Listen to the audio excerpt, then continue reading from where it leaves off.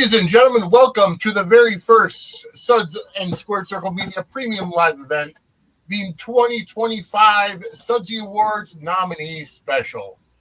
I am Vinny, and I am joined with David from NGE Soaps, as well as my awesome co-host, Angela. And let's start with you, David. How are you tonight? I'm doing good. Thank you for having me. All right. Yeah, we're happy to have you have a voice of analysis here as we go through the categories and nominees for this year's Sudsy Awards. Angela, how is your week going? It's going great. It's going really, really well. I have a lot of exciting, fun things going on. We're going to be doing a fun Twitter space and then Zoom tonight and again tomorrow. We've got lots of behind-the-scenes tea. So, General Hospital fans, check that out. Yes, exactly. There is a lot to go over after, and like you said, live after this, Angela is going to be doing a Twitter space and then a Zoom, and then repeating it all tomorrow. So, yes. If you want the tea, she's got the tea bags. Matcha tea? Not sure that's how we should say it, but okay. But either way, we're happy to be here tonight on live on a Friday night as we go through the nominees for the Sudsy Awards. I actually want to say real quick, congratulations on your promotion, Vin. Thank you very much. I did. Oh, Vin, that's nice.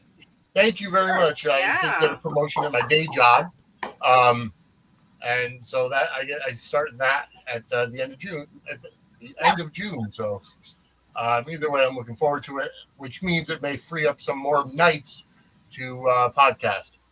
So either way, basically, and then I do want to let you know that Mike from Kicking Out of Two Podcasts is going to tag in after the soap operas segment is done. He'll be in and we'll be analyzing the wrestling categories because living up to our name, Suds and Squared Circle, we do the Sudsy Awards for soap opera and wrestling.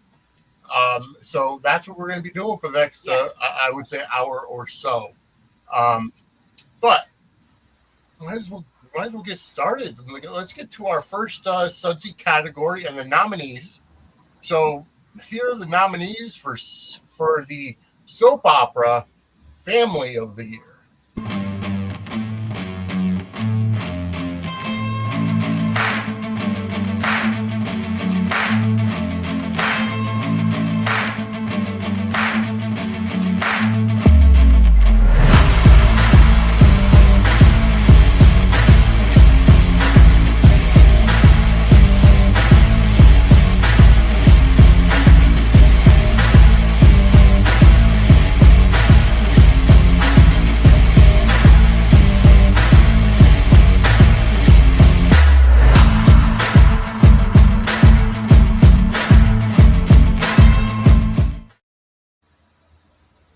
All right, so for Family of the Year, we've got, so just to kind of let everybody know, and I probably should have done it before I played the first categories, but the way the judging time frame is that it went from April 8th of 2024 until April 20th of 2025, which, if you're a wrestling fan, it equates to the Raw after WrestleMania 40 until night 2 of WrestleMania 41.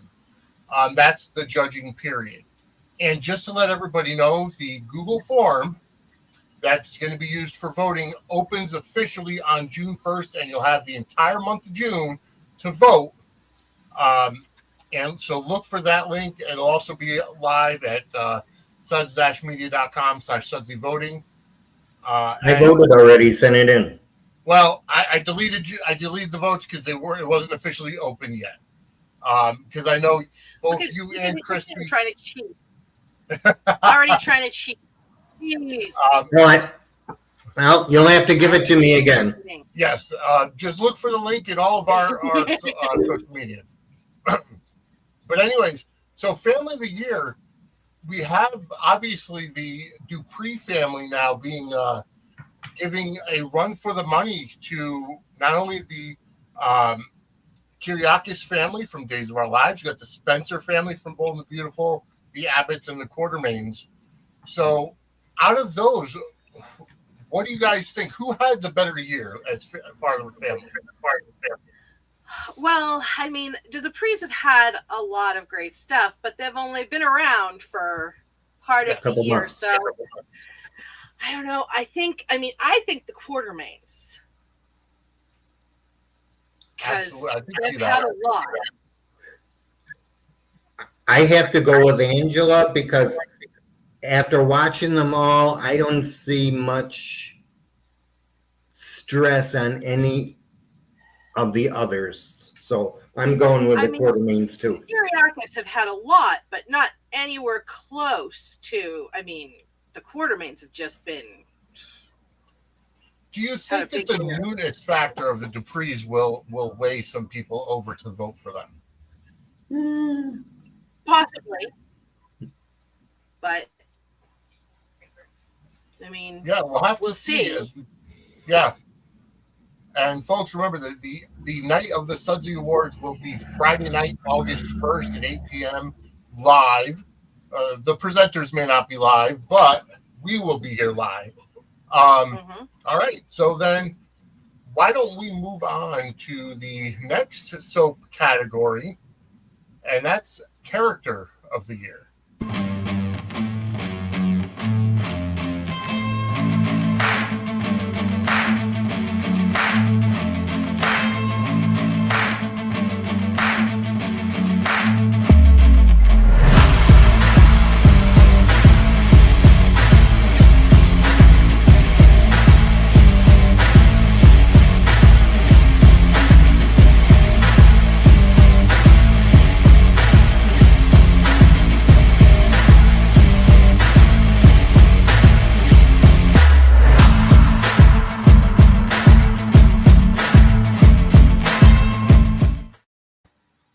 So, yes, that is Character of the Year. I know that a couple of the slides said Hero of the Year. I have to fix that.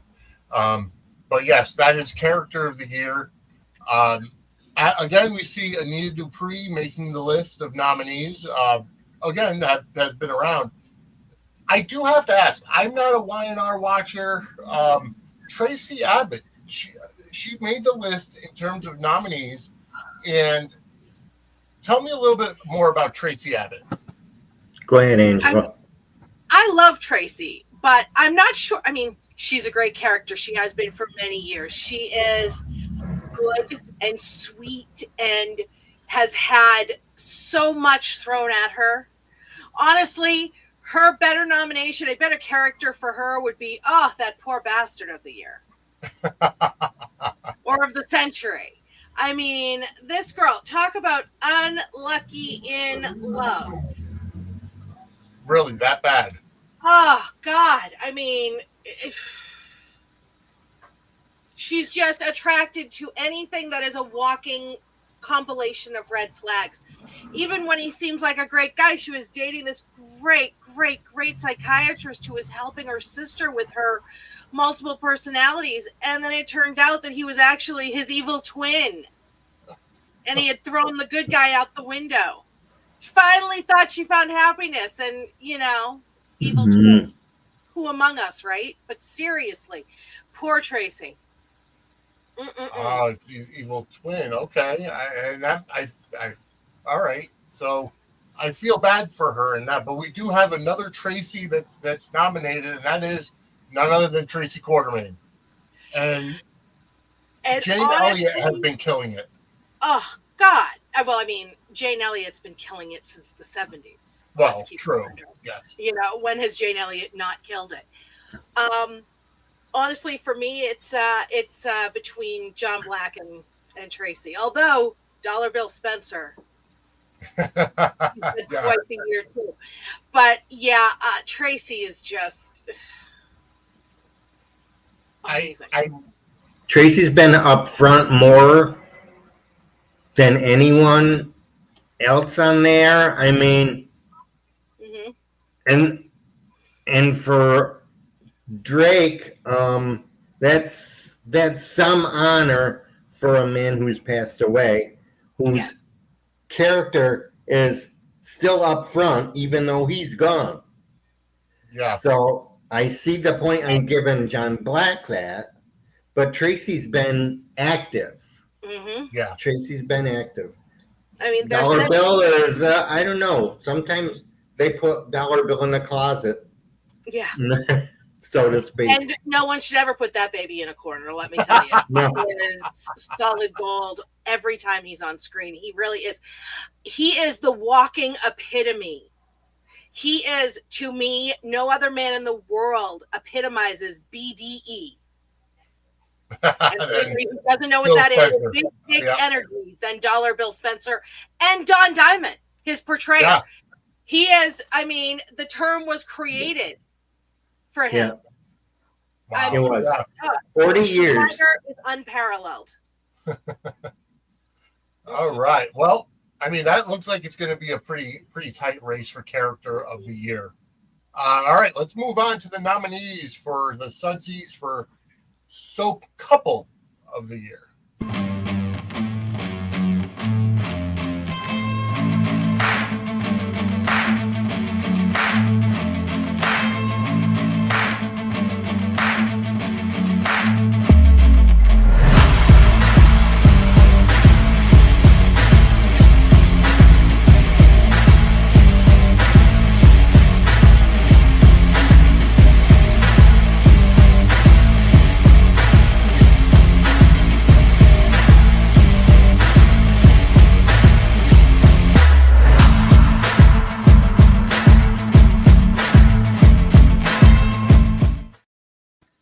I'm trying to remember who I voted for. I'm trying. Well, the good thing is you get another shot at it. Yeah, I know. I can't make up my mind here. All fantastic choices. Obviously, Sure.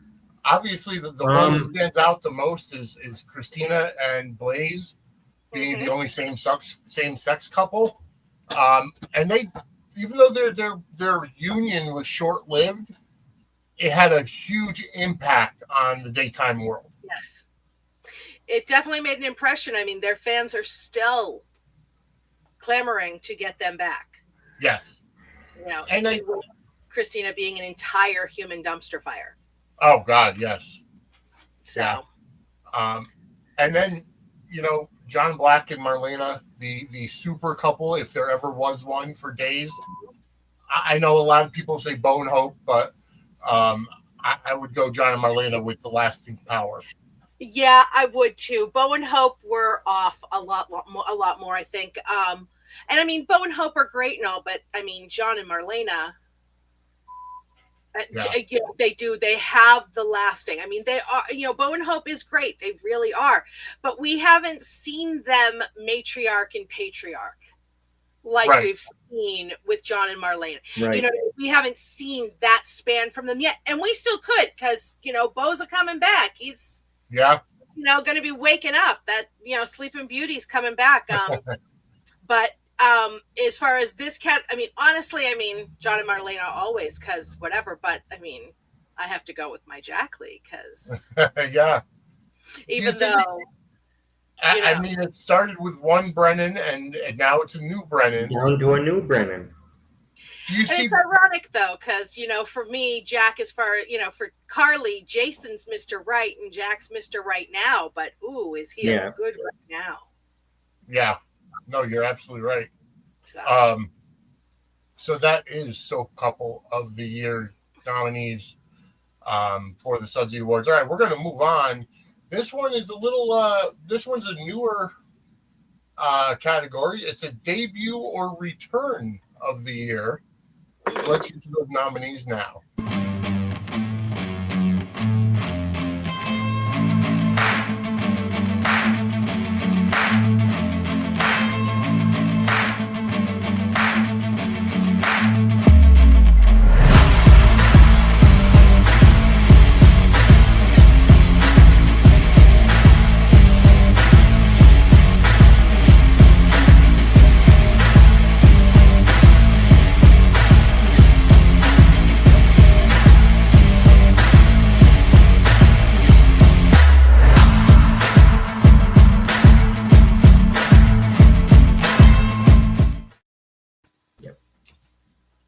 So for this one, I mean, for the first time, we have an entire cast nominated as obviously a debut of the year with the show debuting. I mean, ultimately, this category is General Hospital heavy, with Rick Lansing, Lucky, and Lulu all nominated. But then you have the dark horse of Vivian Alamain. Talk to us about Vivian, because she pops up here and there on days. Oh, geez. Vivian? She was only 2-3 days. Yeah, she didn't have a ton. I mean, she's Didn't have a ton. coming back, but she didn't have a ton. But when she's there, It happens. she is the moment. Vivian is talk about bulletproof. Talk about Teflon. That woman, She's similar to Elena. more because More. I mean, she doesn't have near as many people trying to kill her all the time, No. and And her children love her. I'm sure Days would love to keep her, but she. Oh yeah, yeah. And it's funny because I mean, I love all of those returns, especially. I mean, I can't decide between my 3 General Hospital ones. They've all been phenomenal, especially my 2 Spencers. And Rick, I mean, I cannot decide. So I'm gonna split the baby and probably go with Beyond the Gates. Yeah. I feel like a bad mommy trying to choose between my kids if I. No, I tend to agree with you on that because, I mean, Rick Hurst is a treasure, and he's been great ever since he came back as Rick Lansing. Again, supposed to be a short stint, but they decided to keep him around, and he decided to stay around. So who knows when he may be leaving, but while we have him, we appreciate him. Oh, yes. But then with Jonathan Jackson reprising Lucky and, Lulu waking up from her coma, again, it's gonna be great. Yeah. I'm between 2 Angela's babies. All right.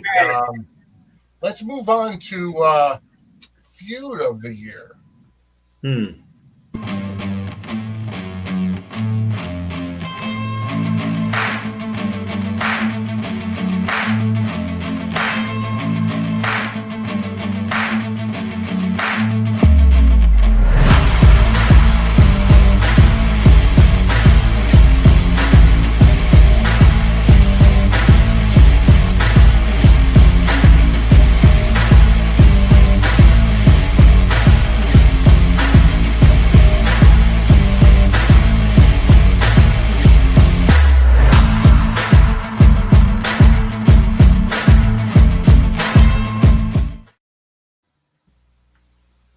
Nietzsche's got me here.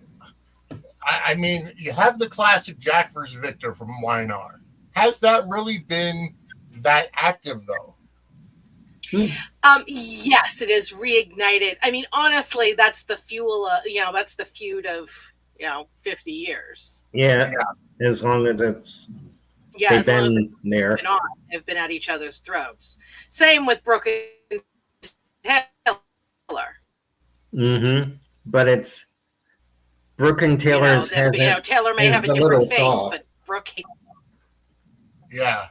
No, I mean, although newcomers Kat and Eva, who have quickly risen to that feud level on Beyond the Gates, and they found out that they're half sisters. Well, at least that they're half sisters. They may be twins, who knows?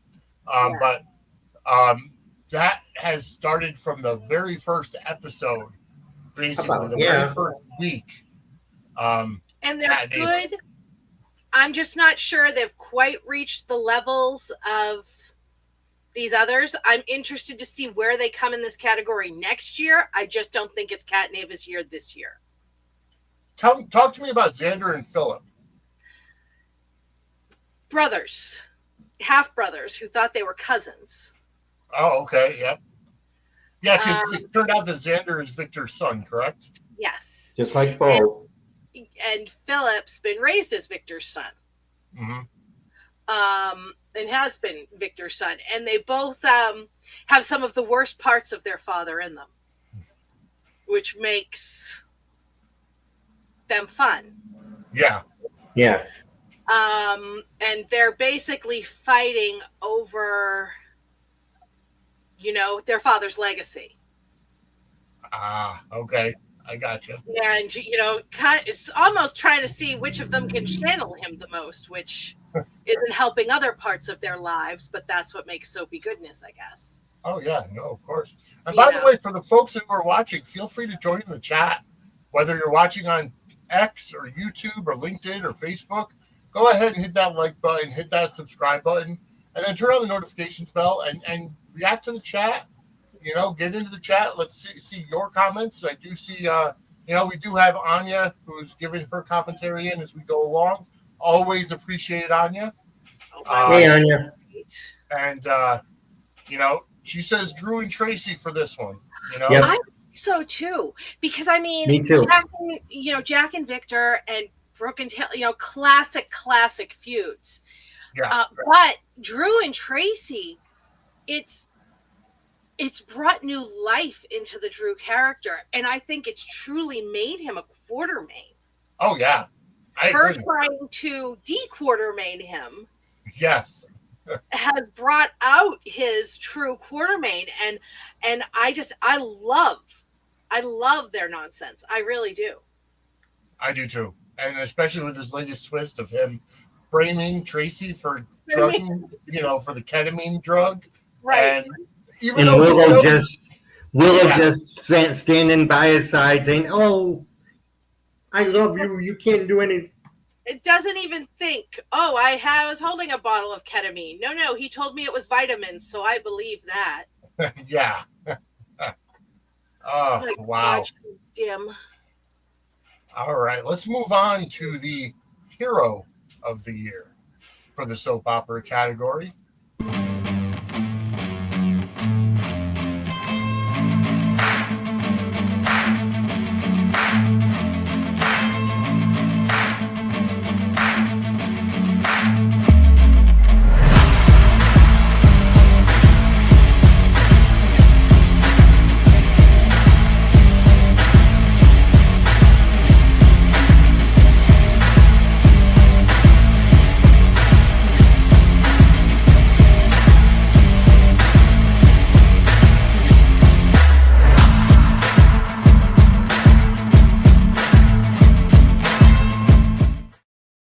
Yep.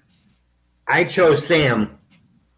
Yeah, I mean, giving your life, although she really didn't give her life for Lulu, she was kind of in the wrong place at the wrong time. Yes. But she did give Lulu the liver, which Lulu has now been doing a Mickey Mantle because she's been drinking alcohol.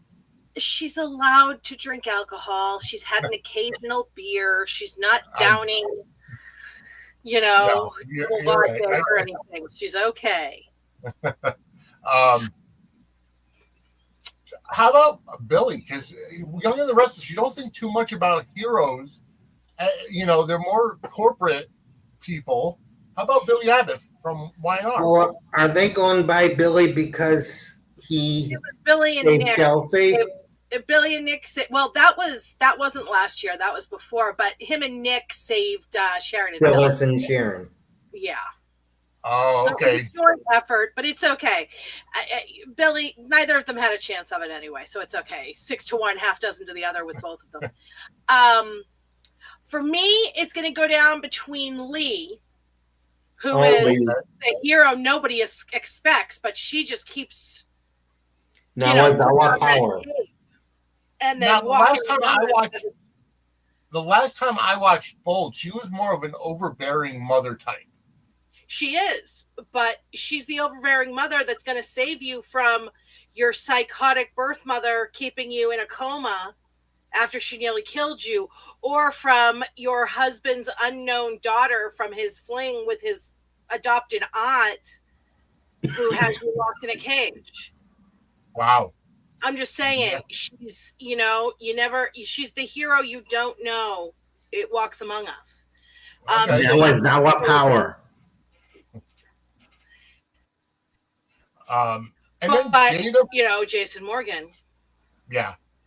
Oh, Jason Morgan is a shoot. You know, he's Jada Hunter. Yep. Yeah. Well, Jada Hunter is that most rare of heroes, the competent soap opera police officer. Yeah, which is rare. So rare. She actually solves crimes and saves people. It's, you know, it's its own she's her own category of soap hero. Yeah. And she looks fabulous doing it. Never a hair out of place. No, you're right. So, All right. I agree with Anya. I think Jack was more of a hero than Jason this year, but Jason's still, you know, he's in there.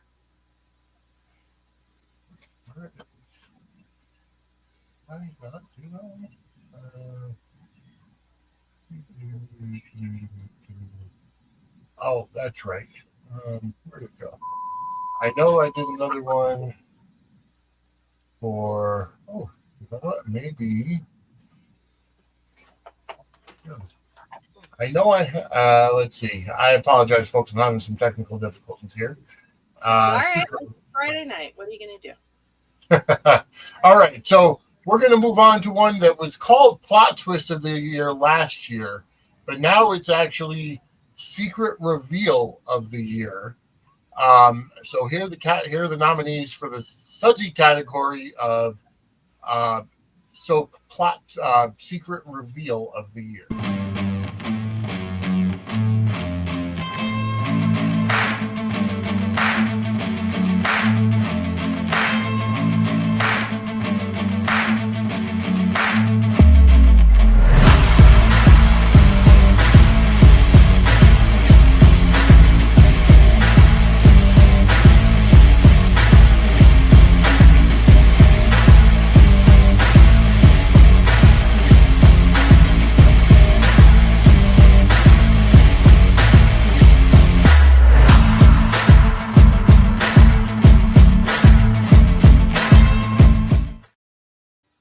Well, all right. So all good ones. Talk to me a little bit. The one that stuck out to me obviously was Connie Killed Lee.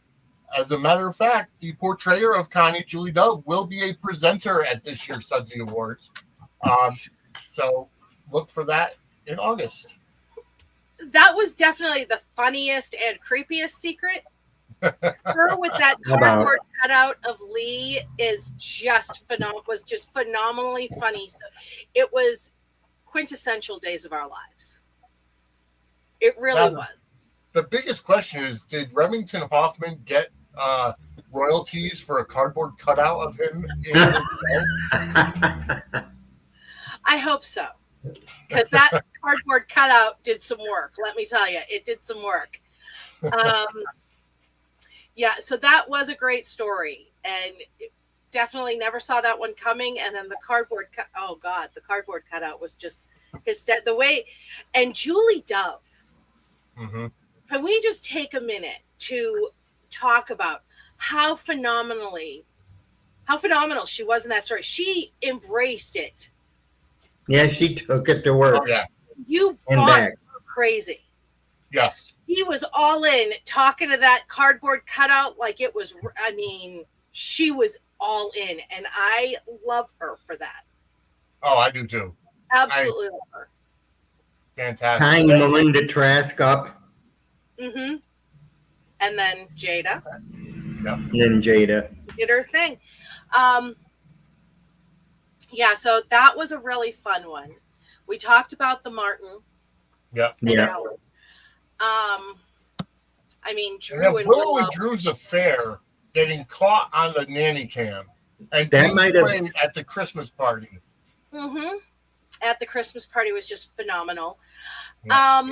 Yeah, the Brooklyn and Dante one, it wasn't a secret that was revealed to everybody in time. Right. So I'm not sure that one should really make the cut, although... Yeah, I'm not sure about that one either.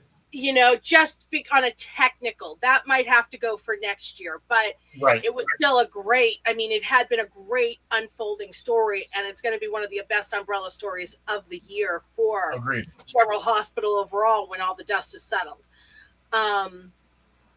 You got to give it up for Amber Michelle and Maurice Johnson at the time, playing Ted on Beyond the Gates.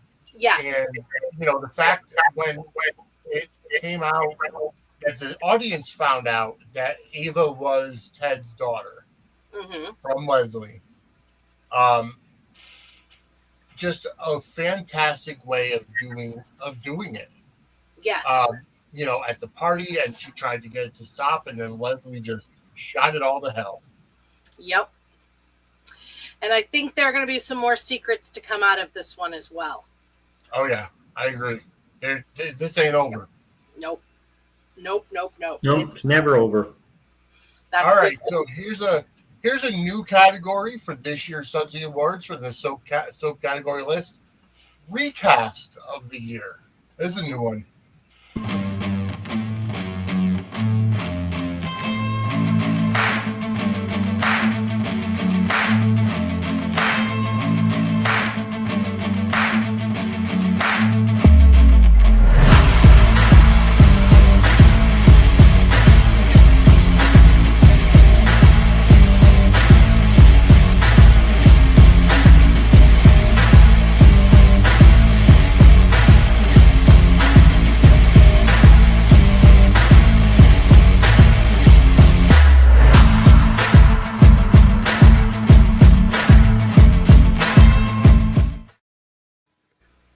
Oh, then that's tough. I mean, they've all done their thing.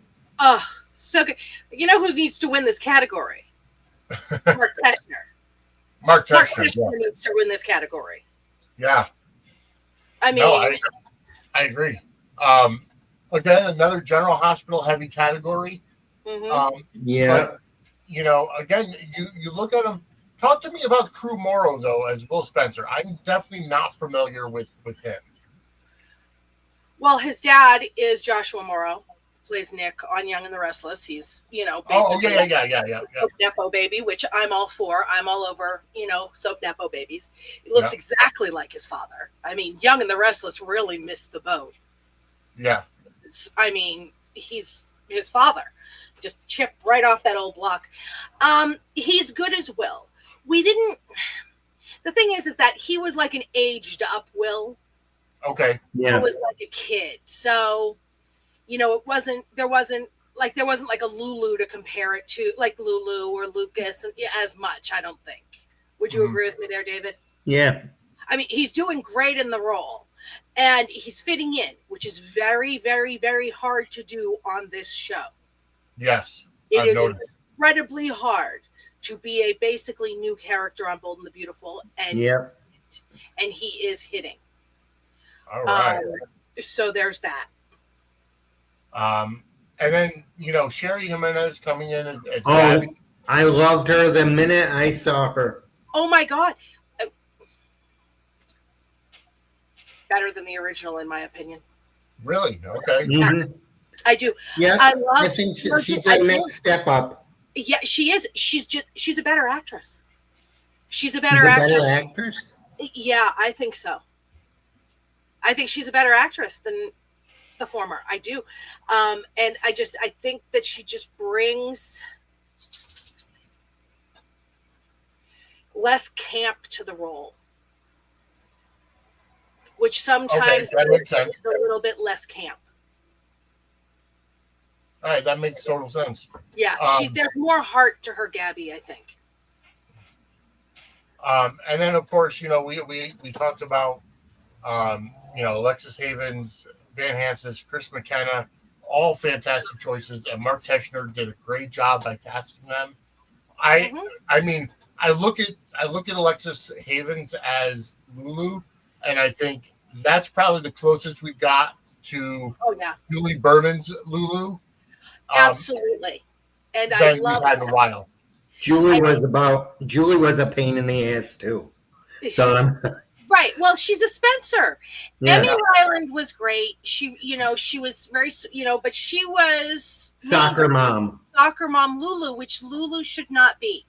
Lulu was a hellion from the time she was no longer that mute little and brunette child. Yeah. And that's what made her great, is she was a Spencer. She was the one who was like Luke. She was Luke. Lucky was Laura. That was how it was. And I like that Alexa's bringing that back. Agreed. Van Hansis stepped in as Lucas and blew me away. He's been doing a fantastic. I think he's better than Ryan Carnes. I kind of think so too. I mean, the instant chemistry he had with Carly, with Liz, with Maxie, with all of his bonds. Yeah. The canvas was just phenomenal, and him and Marco are hot. Yes. They are. And then Chris, that poor guy. Yeah, although he got a lot. Category of, we need the category of best person who originally auditioned to be Jack Brennan and ended up as another character on General Hospital. Yeah. We got like 5 of them. We had Chris McKenna, Carlos Rhoda, obviously the OG. Yeah. Charles Mesher, Adam Harrington, Daniel Goddard, and Ezra Boyle, Daniel Cosgrove. Danny Cosgrove, yeah. All of them auditioned originally to be Jack Brennan. All of them? Wow. All of them originally. I knew about Daniel. Yeah, they auditioned. The 2 Daniels auditioned to be the recast with Chris. Wow. Okay. So the first 3 auditioned for the OG Jack, and then the next 3 auditioned for the recast. I'm like, talk about. I mean, Mark Tishner's also saving casting time dollars here. Yeah. Wow. Yeah, that's going to be another tough. Yeah. Tough. It's amazing. It's really, really funny to me how many people auditioned and still ended up on the show. No, you're absolutely right. I mean, look at Rory Gibson. He auditioned for Vaughn. Where did I hear that? Was that you that I heard it from? It's possible. I mean, it was in one of his interviews as well, but I mean, we might have talked about it. But he auditioned for Vaughn, and he said that he knew that he didn't think that he had gotten it, but he was talking to Frank after the audition, and he could see the wheels turning. I mean, I can't imagine a more perfect Michael. Yeah, no, you're right. He has set the show on fire since he showed up. So, like I told Vinny before our show started, I see chemistry between Caitlin, Rory, and Sophia. Yeah. I think that they're going to be the new triangle. And with what's happening next week, guys, the divorce. General Hospital is taking a page out of their history book. An amazing page out of their history book next week. As far as this triangle goes, these people don't even know they're in a triangle, but they are, and it's great. And I cannot wait for next week. We're going to talk about that tonight in Zoom, and Spaces. So yeah, this show is just on fire. So get your tickets, folks, to those Spaces and Zooms. The QR any codes of the mutuals who cannot or do not want to chip in, the money goes towards our weekday Zooms. Anybody who doesn't want to chip in or can't, or for whatever reason, just message me and I'll give you the link. It's really the donations are just really voluntary, despite what my crazy fans say. Moving on, last year we did Kiss of the Year. This year we're doing it a little different, and we're doing Shocking Kiss of the Year. So let's see the nominees for that category.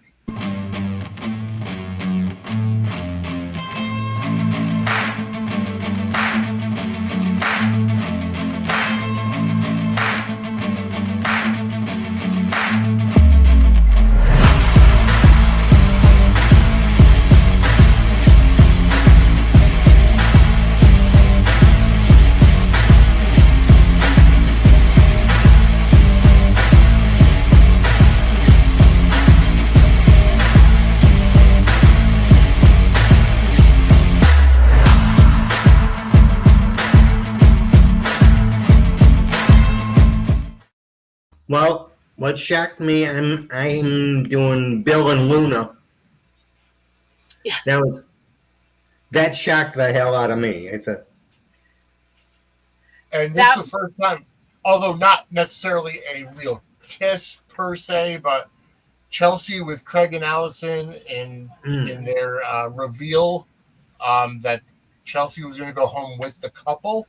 While not a kiss in the traditional sort, it turned into more, using the imaginations, of course. Yes.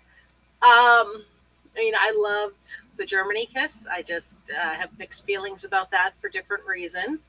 But I also, I'm an old school Sharon and Nick. So even though that one was a fantasy, I loved that one. Bill and Luna were definitely soapy and whatnot. He had just found out that he was not her father. Yeah, well, that's a good thing. Yeah, right? Yes. But yeah, I agree. Jason and Anna was because after that, the amount of rumors that spawned, that one kiss, just went haywire. But GH went with it and kept putting them in scenes together where it looked like there was some double entendres in there between the two of them, and they're just friends. And then it just stopped. Yeah, exactly. And then they had them in a million situations where they could have played it up and didn't. Yeah. And everybody has kept saying, "Oh, they're going back there anytime. Look, they're going to be meeting in secret." Well, they made that a deal a month ago and haven't had a scene since. You know what I mean? So it's just, GH is not hooking up Jason and Anna. Steve has said it. Finola has said it. It's not happening. But they have gotten their mileage out of that kiss. Let me tell you. Yeah. No, you're right. They have. No. All right. So our final soap category, saving the best for last, it is the soap villain of the year category.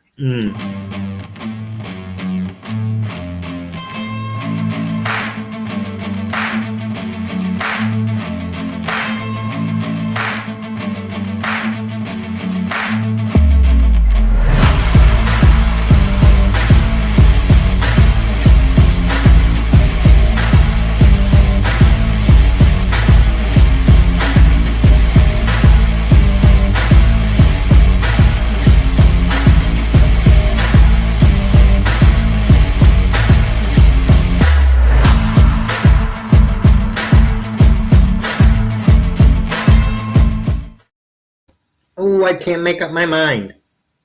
Yeah, that's a tough one. A hard that one. is a very tough category. Vinny, you missed one in there. Okay. Me. It would have been a landslide. Are you kidding me? Me. You're probably right. But I'm sorry. I got to say, Leslie Thomas has come on the scene and Beyond the Gates and has literally redefined the soap villain, or taken all the soap villains from all the soap operas and combined them into one. Yeah. I think that it, in the past, Cyrus would have been a good one, but they gave him that whole religious angle. Yes. Connie was just crazy. Joey's a bad guy, but he's a small-time thug bad guy so far. Yeah. He's not up there yet. So I think Leslie, she's my girl for this one. I think she's got my vote. And then Luna, because we saw Lee, obviously. Now tell me what happened with Luna, because last I knew she was taking her mother's magic mints and getting high. That's the last I knew. And it was an accident, supposedly, but then they really.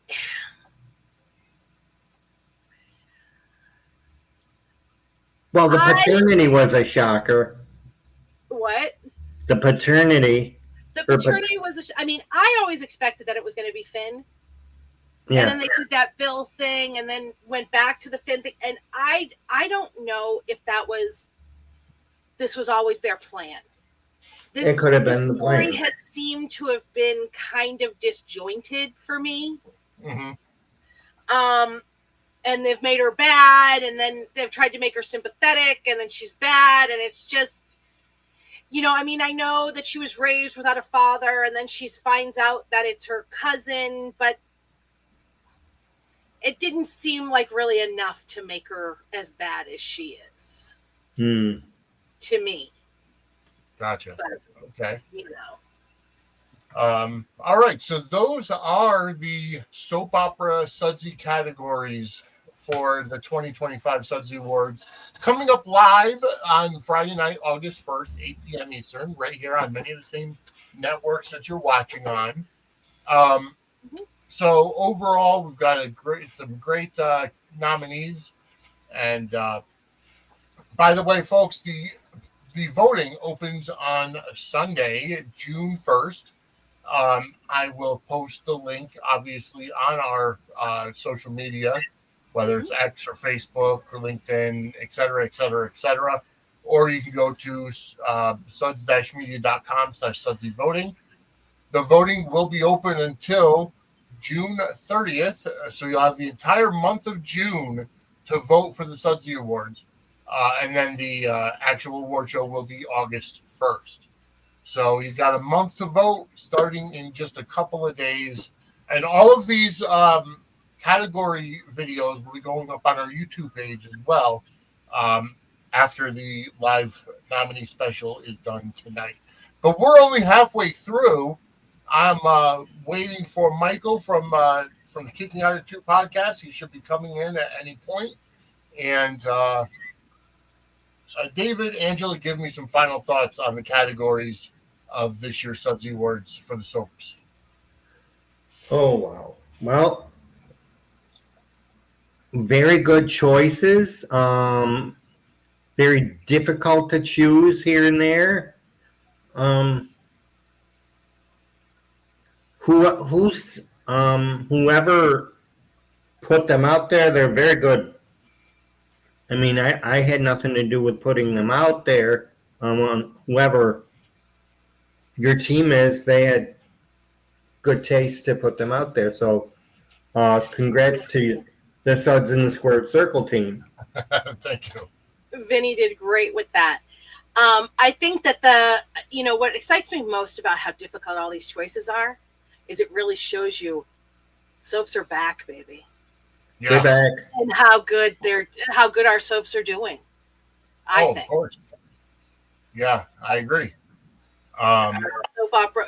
Who had soap opera renaissance on their 2020s bingo card? No, you're absolutely right. Seriously. Yeah. But yeah, so David, Angela, thank you so much for joining me for the analysis of the soap opera categories of the 2025 Sudsy Awards. So enjoy your night, folks. And remember, Angela does have a stream or a space and a Zoom coming up later tonight. So go check those out. Check her social media. David, where can everybody find you?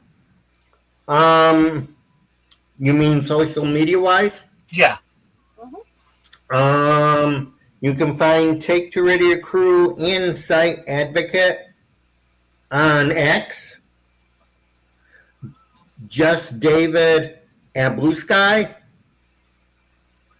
I'm on Facebook, David Silvani on Facebook. And the rest of them, I think Site Advocate on Instagram and Threads. Oh God, I got too many. And that's about it. Watch out for because something might change soon. Yeah. And keep a watch out for this week's NGE soaps. It should be out this week. I don't know if it's come out yet, but it should be coming out, our latest one. I'm going to send you the Zoom link in case you want to hop in with us tonight.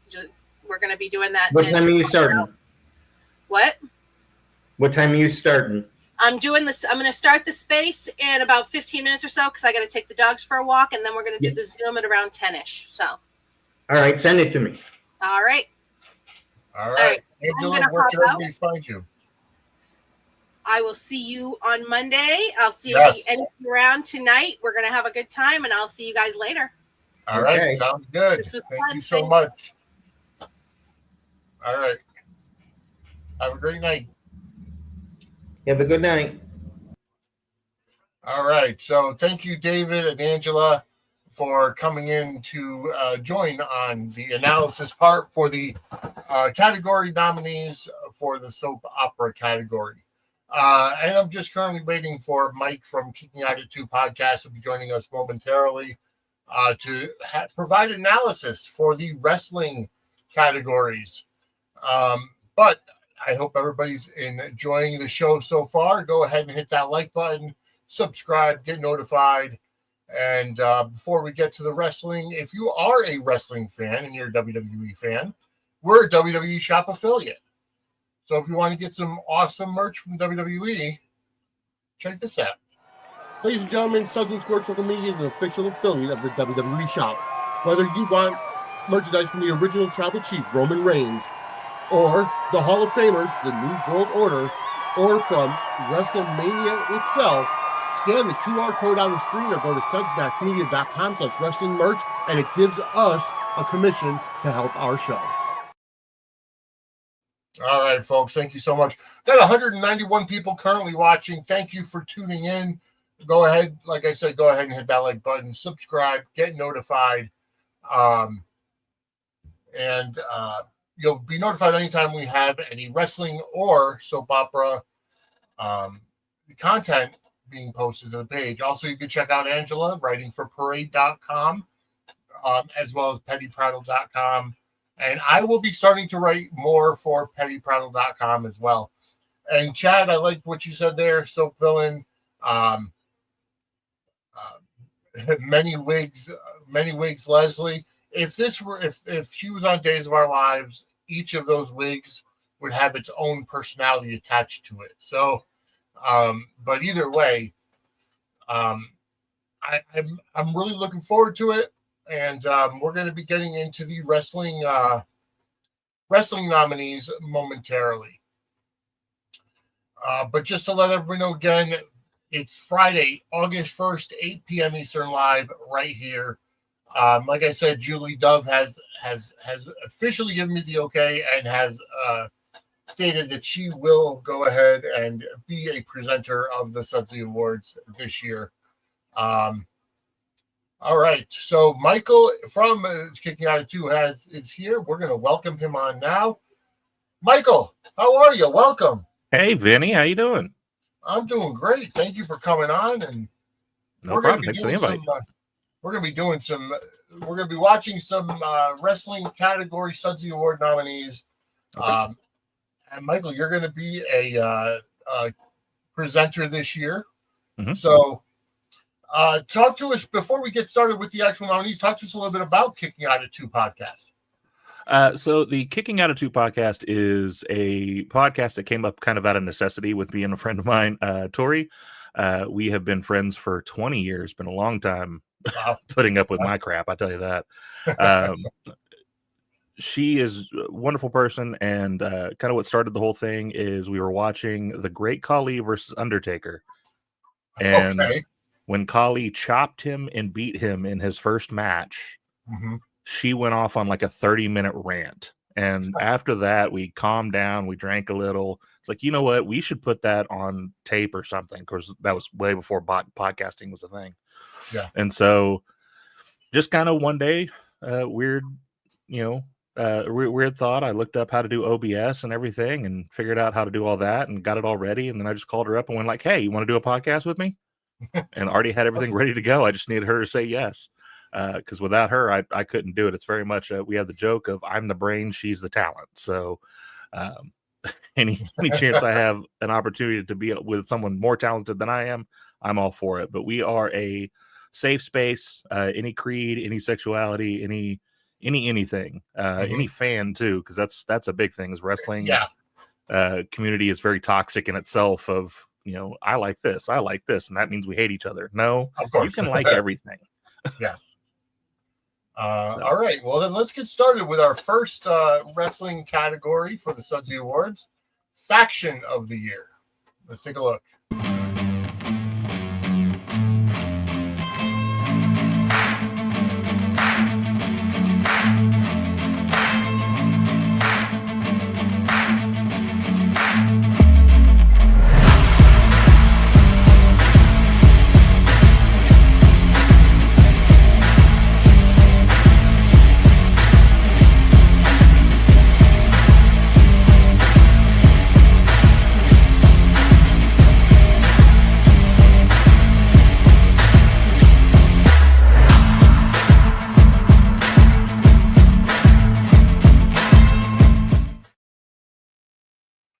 All right. So for the Faction of the Year category, all strong choices. Mhm. I'm not an AEW fan, so you'll have to fill me in on Don Callis family and the Death Riders. Well, so the Don Callis family, Don Callis, for those that are initiated in longtime wrestling, Yeah. he used to manage in WWE back in the day. You had the Coalition, and he was the head of that. He was in ECW as well. It's kind of where he started off at. So he's been around forever. The Don Callis family grew together because he had broken off with Kenny Omega. Yeah. And so he was building a family to kind of go against that side of AEW. Yes. And so he's been picking up. At first, it was just whoever was against Kenny. Lately, Yeah. it's been more like bringing in heavy hitters and hard hitters. The most recent we thought was going to be Gabe Kidd, who then eventually we find out is more aligned with the Death Riders, which I think that was out of necessity because Pac got hurt. So they needed someone to take that spot. Very unfortunate because that's the second time in the past year that Pac has been out on injury. But that's really all it's been about. They've been kind of start and stop. Very much like if you watch, do you watch NXT? Yes. So very much kind of like what's Sean's group? Sean Spears. Starts with a C. I forget it. I forgot the name. Yeah. Very much kind of like that, where it's like they'll have like a win, and then they'll go on a losing streak for a month, and we don't know what's going on. But still a strong group of people, and people that have came out of the group have getting much stronger, much bigger out of it, because you had Hobbs kind of around them for a little while, and then now he's out into bigger and better things. The Death Riders, a very strong start of something. It was very reminiscent of the NWO. They were going to take over. They were going to change the business. They were mad at the initial idea was they were mad at the kids who they felt didn't earn the spot. And so, like, you need to come out here and you need to go balls to the wall. You need to do everything you can to get over, and you all aren't doing that. So I'm going to show you how it's done. And so that message kind of got muddied a little bit. There was the rumors that Shane McMahon was coming in, and that he was supposed to be the bankroll for the Death Riders. And so he was going to be like the guy behind the chair that brought them in. Since that all fell through, they kind of have aligned them now with the Elite. And so now they're kind of all together, but not really, because the Elite hasn't specifically said we're part of the Death Riders, but it seems to be that that's where they're going with that, if they're the ones bankrolling it. Because of that falter, I think that's where the storyline kind of hit a hiccup, because they didn't know where to go from there. So then it was just kind of up in the air what we're doing. Within AEW fans, it's a very polarizing group. It is. And I think they've picked up steam more the last couple of pay-per-views, of building it back up now that they're with the Young Bucks. So I think we're going to see more out of them going forward than we have in the past. But as far as matches, though, like, that group itself has been massive in matches, and having Marina Shafir there to add that little bit of thing in there, so you got some females into it too, been a very good start for them. And then, I mean, the two different bloodlines, Bloodline 2.0, I honestly think the Bloodline story itself lost a lot of steam when Roman lost the title at WrestleMania last year. And then, you know, Solo did good, and I liked the storyline with Paul Heyman. But once they put Paul through the table and he wasn't there, it didn't have the gravitas like when Roman led the Bloodline. Right. It lost a lot of steam then. And if you hear Paul, so because Paul's done a couple of interviews where they've asked him about it, it's like, what do you think of Solo now and where he's sitting? Paul kind of says it's all by design, which I could kind of see that because obviously if you're in a situation where you've lost the Ulafala back to Roman, there's got to be a downfall and then a build back up. And maybe that's where we are with him being in the Money Bank match. Maybe this is the start of his build back up. I think the problem that they had with him initially, though, is they tried to make him a mini Roman. He tried to go out there and talk like Roman did, walk like Roman did. It wasn't till a couple of days before, a couple of weeks before that match he had with Roman that we started to see the personality that he has now, where he's just kind of laughy, jokey, sarcastic. I think if we got that the entire time, we probably would look at that more memorably. But him just trying to be Temu version of Roman didn't really work. Yeah, no, you're absolutely right. And then, of course, the storyline itself came to an end basically at War Games when both line teams faced each other. And then ultimately, Roman Reigns beat Solo Sikoa for the Tribal Chief, the Ulafala, which again was actually moved from WrestleMania to the Netflix debut of Raw. I think that was a mistake. It could have been a lot better had it been on WrestleMania. It definitely could have been if it was on a grander stage. They were in a tough spot though. Like you're trying to build up this first showing of Netflix and trying to show both the fans and Netflix that hey, we can draw. So it was a tough spot. What do you put there and what do you not put there? I think more the surprises that happened, like Punk's match that night. It was more of a surprise of like, oh, Punk's going to be there and Punk's going to have a match. I think maybe that probably would have been better off than having something we've been building on, because most of the people that watched that first night are not wrestling fans. They're casuals that are coming across because they're like, oh, this is on here. And I used to watch this when I was a kid. So, all right. And then American Made, they've been somewhat on the mid card. Chad Gable's got most of the spotlight basically with his new luchador, gimmick and everything. Ultimately, it could be something good. Honestly, I would love to see Kurt Angle come in and be a manager of that group. I think that would lend a lot of credibility to that faction. It definitely could. I mean, the problem with this group is that it went from something serious that could be a big thing to a joke very quickly. Which I like. Maybe that was what Chad wanted. Maybe he loved this idea, this Americano Grande gimmick. Maybe it's something he's loving, and that's great. But yeah, I mean, you had the serious faction that looked like it was going to do some real damage, and now we're just kind of there. I agree with you. I think if we brought in like a Kurt Angle as the head, or you got Jason Jordan just kind of chilling back there. Yeah, you're right. Doing road agent stuff. Have him come out and just be the front man for them. Like he was always great on the mic. He just had the unfortunate incident of an injury that took him out of the game. Right. And being there would be good too.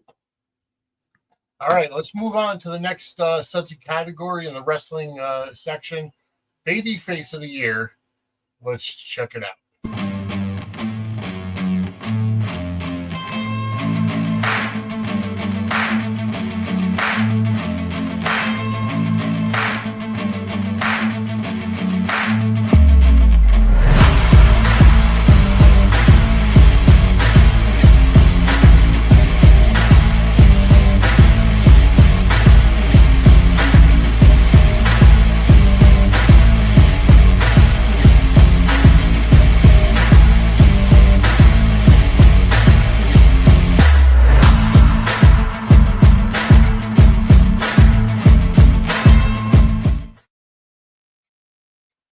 All right, so as you see there, pretty much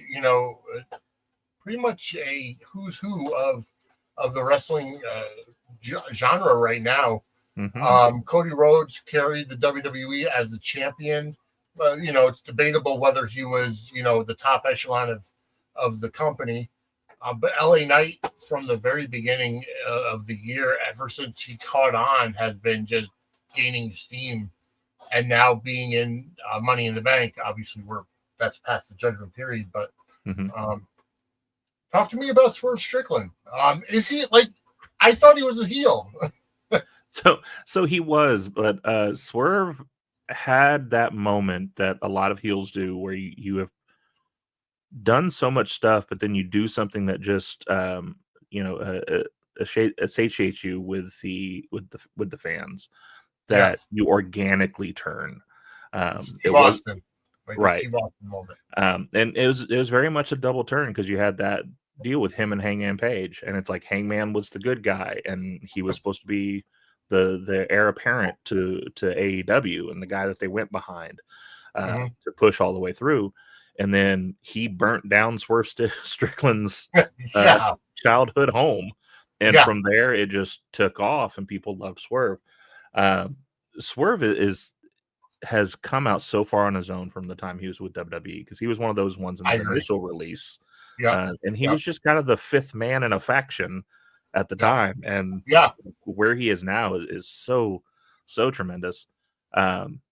This category definitely, like, to me, dwarfs as far as the previous, because this one shows the who's who, like you said. Like, this is a hard matchup to talk about, because you've got him, you've got Toni Storm, who been running the women's division over there. I mean, Mercedes gets all the credit because she's the belt collector and she's the headliner and all that stuff, but the one that's been doing the work is Toni Storm. She's completely revamped her character. We had that long string between her and Mariah May, and the things she has continued to do with that same character, that, I mean, on paper, looking at it, should be a flash in the pan.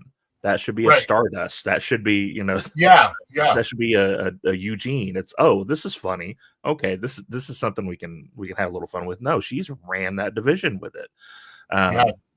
You had the amnesia gimmick of when, like, she went back to old Toni Storm, and then reveal, no, it's been me the entire time. Like, great character. Cody Rhodes, obviously, like you said, has he actually been the front runner of the company? I mean, unfortunately, it was a hard time, because you had CM Punk come back, and CM Punk coming back after all that time and all that issue. That's going to be hard to beat as far as, like, who's your main guy. And Roman doing very similar to the Swerve Strickland idea of, like, Roman had been this tyrannical heel for so long, and eventually it just kind of gradually turned that the fans loved him. And so having to overcome that too. But I mean, it's hard to say that there's a better baby face than Cody Rhodes, because he's the guy that will go out there and get you media and, like, cry on a dime and, like, get you to feel about his story. LA Knight is also a good one. He's just one of those that people just love. Like, and I almost get it. I'm a fan of his. I'm not quite like that. Let's push him to the moon and give him the title, like some people are. But like, I get it. He's just got this it factor of, like, you want to see him and you want to watch him. Yeah, no, I agree. And it's almost like, when you look at, like, Cody versus LA Knight, obviously both monster baby faces, they have their followings. One is Hogan, one is Steve Austin, and you're looking at the two different generations. Cody, in my opinion, has more of that Hogan vibe, where not necessarily has to pose and everything, but he's that white meat, baby face. I mean, we've got Jay's world title situation, and somehow Cody is in the middle of that. So where we should be rooting for Jay, but all of a sudden now we have Cody here. Exactly. Yeah. So it's gonna be a tight one. Let's move on to the heel of the year. We had the babyface. Let's look at the heel of the year nominees.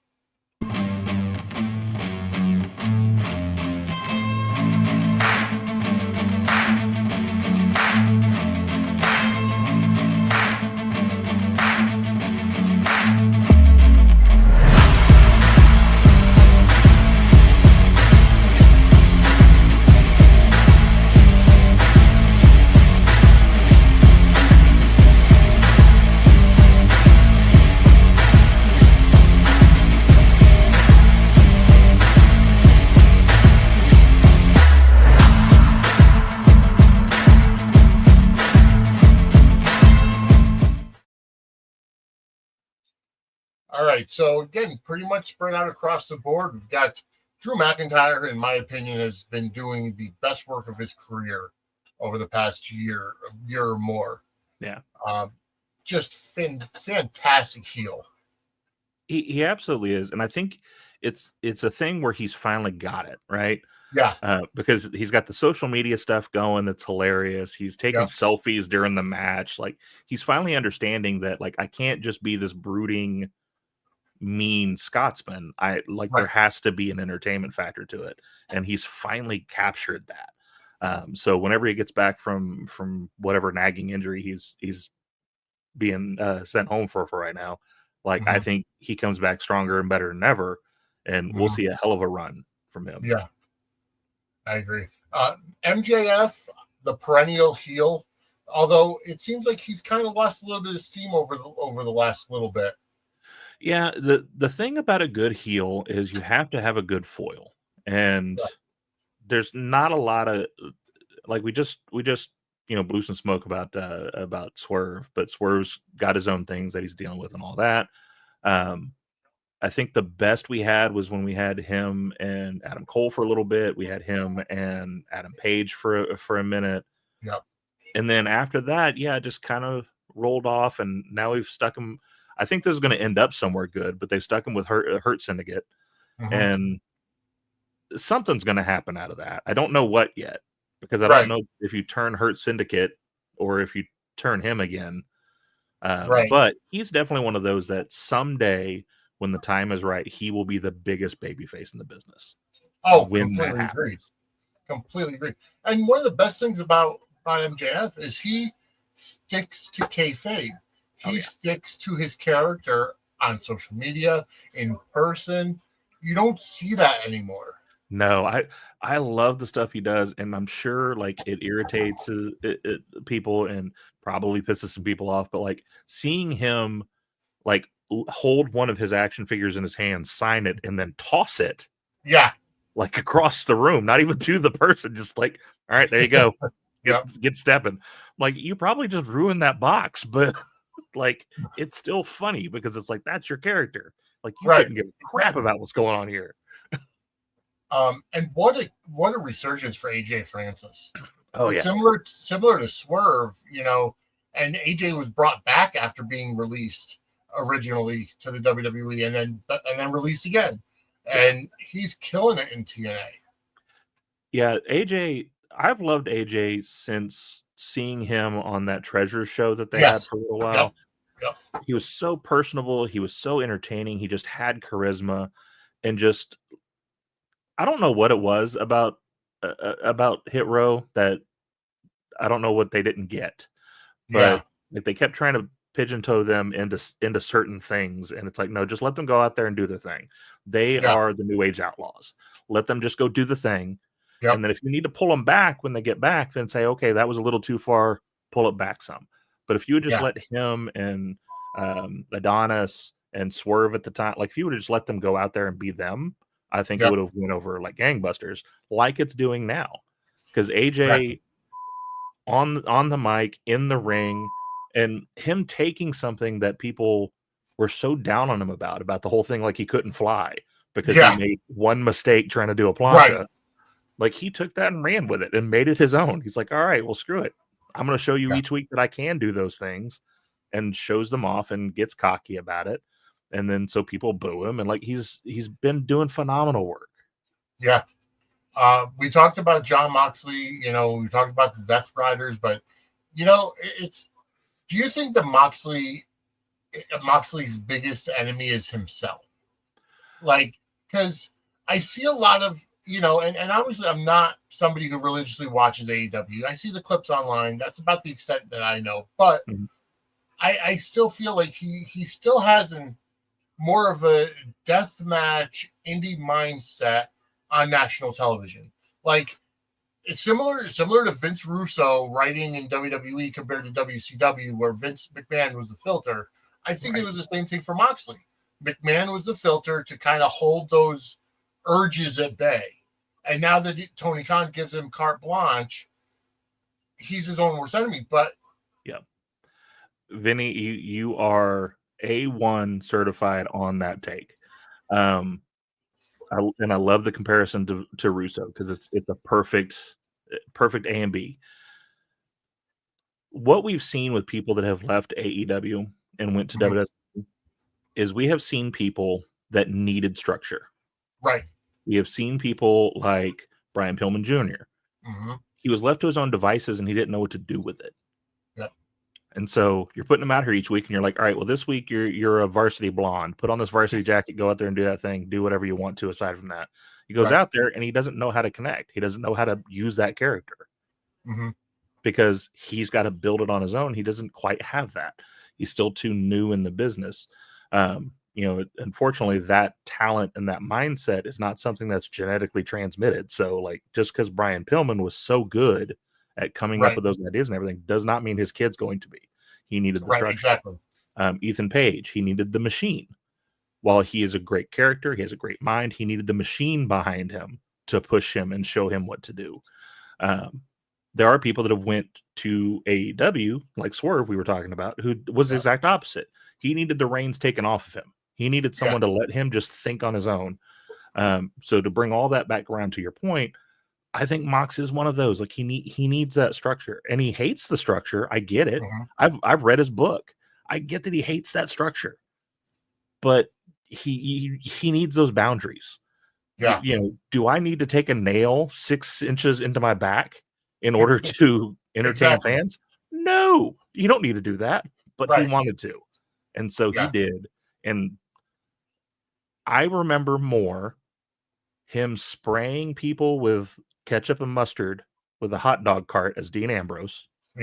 Or Mitch the Plant. When he did the things with Jericho. I remember that stuff more than I remember his stuff in AEW more recent.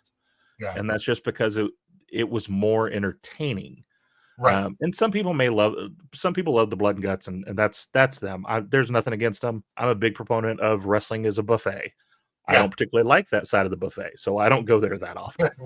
I've watched a lot of AEW stuff, but when it comes to like that particular match, I shut it off after a while, and I just read the report after because I couldn't deal with all of that. Stapling people in the tongue is a little weird to me. So stuff like that. But yeah, I do think he needs those reins. To your point, I think he needs to be pulled back a little bit. I think that's his issue is he could be a lot bigger star, and he may not want to be. Like that's the thing is he's very like secluded. He likes being in the mountains. He likes to do it like, and that's fine if that's what he wants to be. But to be a bigger deal, he needs that structure. He needs that machine working for him. Yeah, we could probably do an entire episode of how could that be a bigger problem in AEW? But for now, we'll table that discussion to another night. And then finally, Gunther. Gunther, in my opinion, has really become the new generation foreign heel. It's not so much about foreign pride. Oh, America sucks, whatever. That would never fly in this day and age. But he's just that overall guy that's literally a respectful person, or he commands respect, but at the same time, he's an asshole. He is this generation's William Regal. Yes, exactly. I was a massive William Regal fan even when he was a heel because he was that guy. He was just like, I'm a badass wrestler. And if you can beat me, beat me. And that's very much how Gunther's reaction is like, if you can beat me, do it. But it's not going to happen. I think he's lost a little bit of steam. And I know the big discourse online is, well, you had him lose to Jay and all that. I don't think it was necessarily that. I think it's they've tried to do this crisis of confidence with him for a little bit of like, am I really that good? And that's just not his character. I don't think he plays that right. Yeah. So I think he just should have continued to be that badass. Yeah. Through that time period. I think it'd been fine. Or that he tapped out too quick to Jay, but he tapped out that quick to Ilya back in NXT UK. Yep. So it was literally the same move, same timing. Like they just borrowed from themselves to get the same ending. So, and then he's slated to be Goldberg's last match coming up at SummerSlam. which beating That's a thing. Goldberg should give a good feather in his hat. If he beats Goldberg, that's the part that we're all kind of waiting to see. Oh, that's true. Yes. Is Goldberg going to go home on his back? And if we've listened to Goldberg at all in his own interviews and all the kayfabe that he's broken, I don't see him doing that easily. That's true. They're going to have to give him a hell of a good payday. Yeah. But but if he does, though, yeah, that's a massive feather in your cap. It is. But right, in order for that to happen, it's going to have to be a longer match, and I think that's kind of where we're going to hit a wall of like, can Goldberg do a longer match? Yeah, and historically we've seen that he can't. Yeah. All right, let's move on to the next category in the wrestling side of things: the wrestling shock of the year.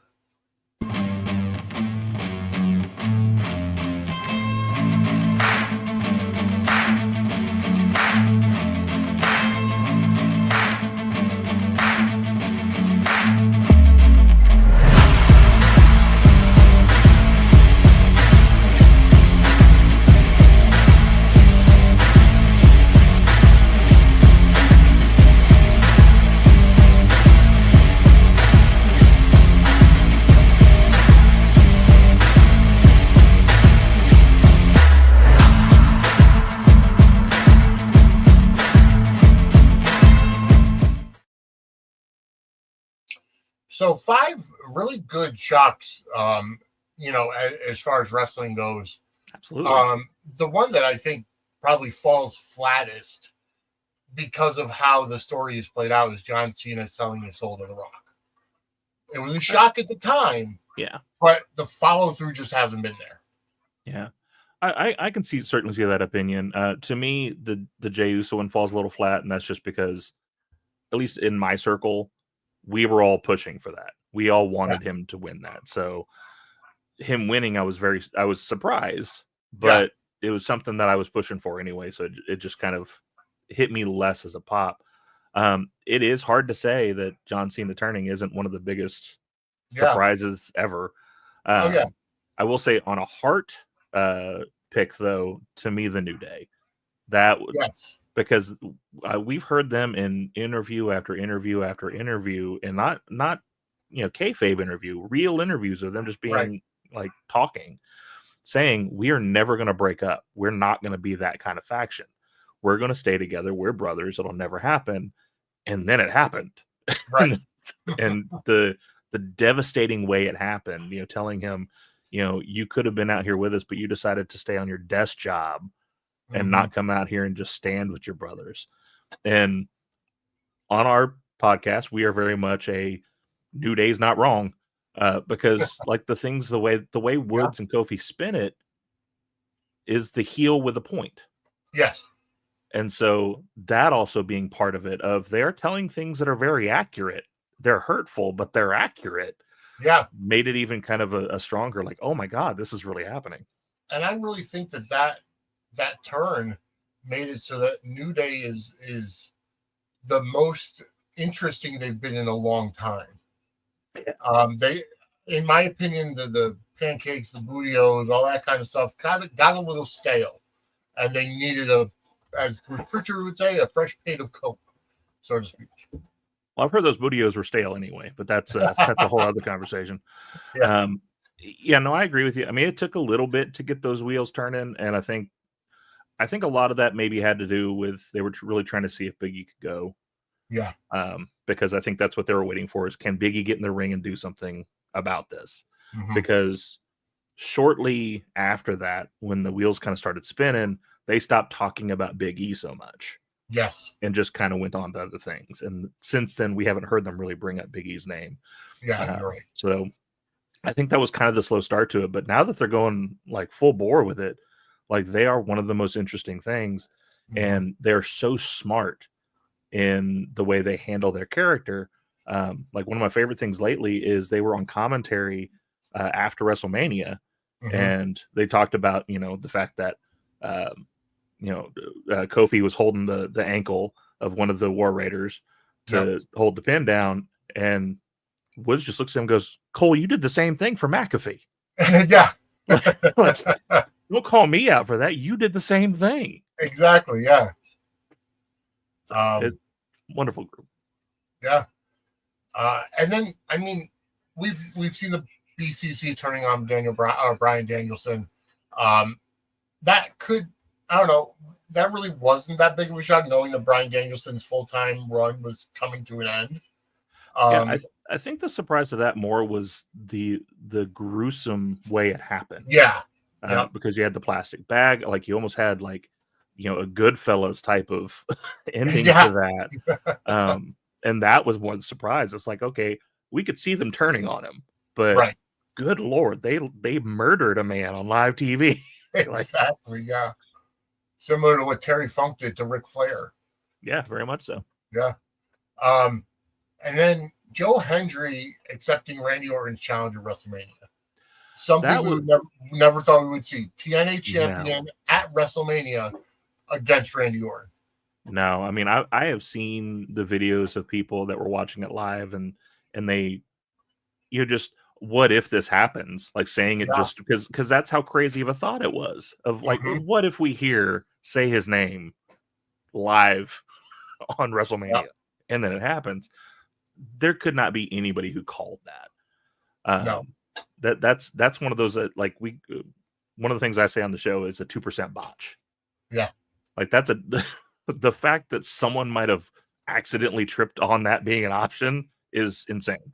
Well, I had been hearing rumors after Jey Uso won the Royal Rumble that he was going to challenge Joe Hendry for the TNA championship.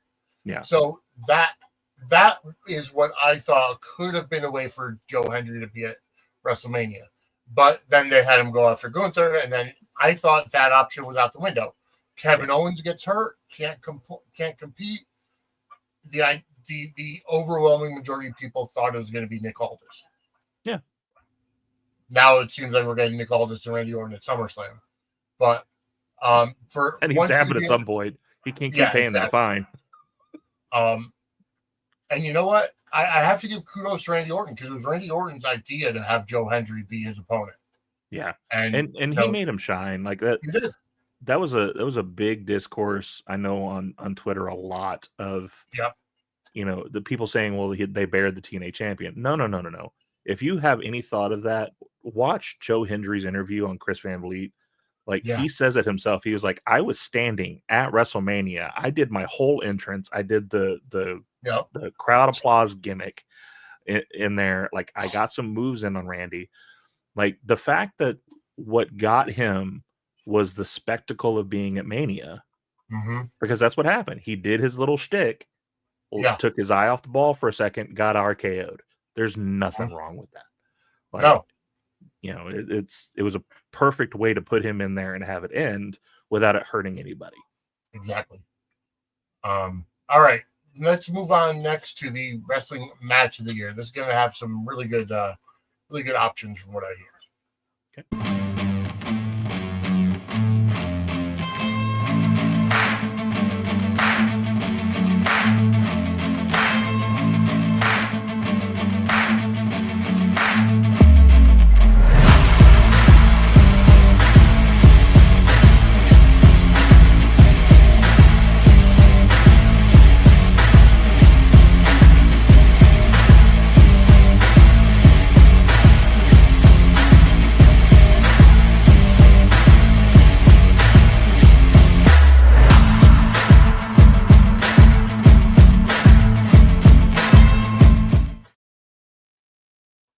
All right, so 5 definite solid choices for match of the year.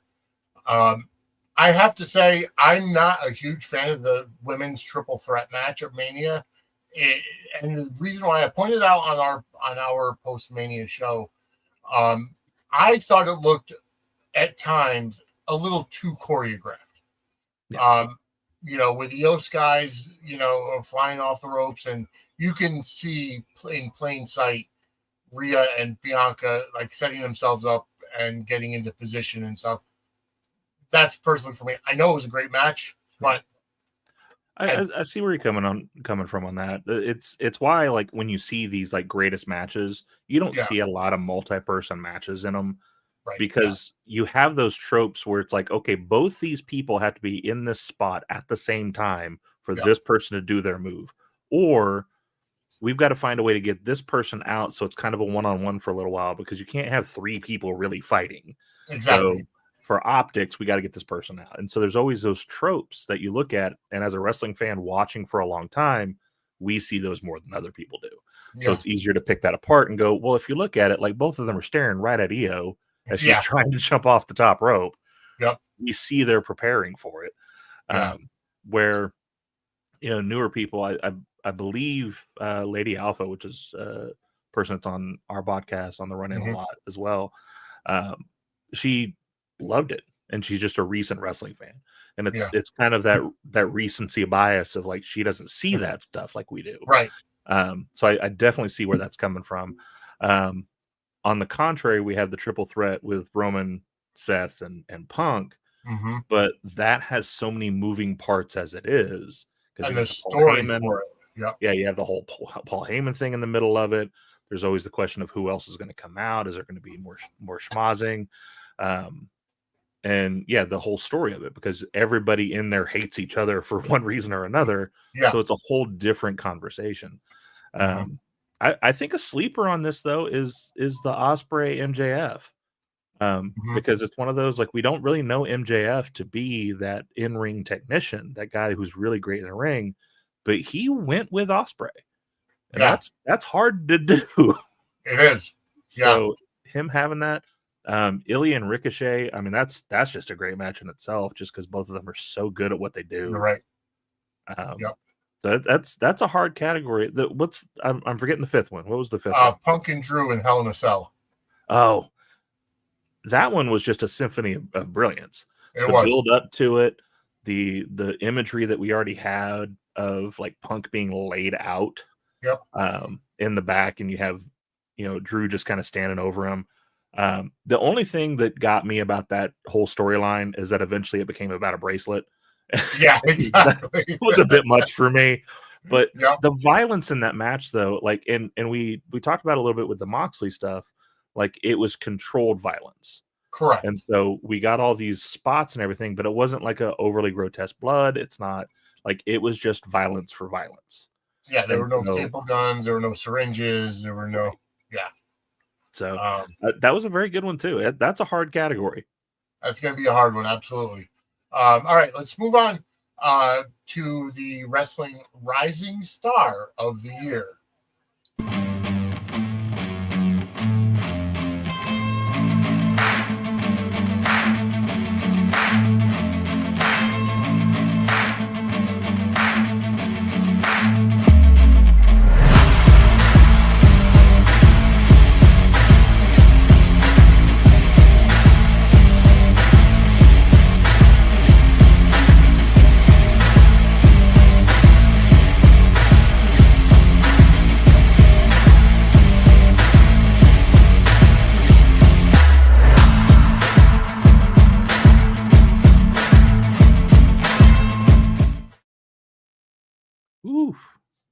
Again, 5, it's going to be another close one.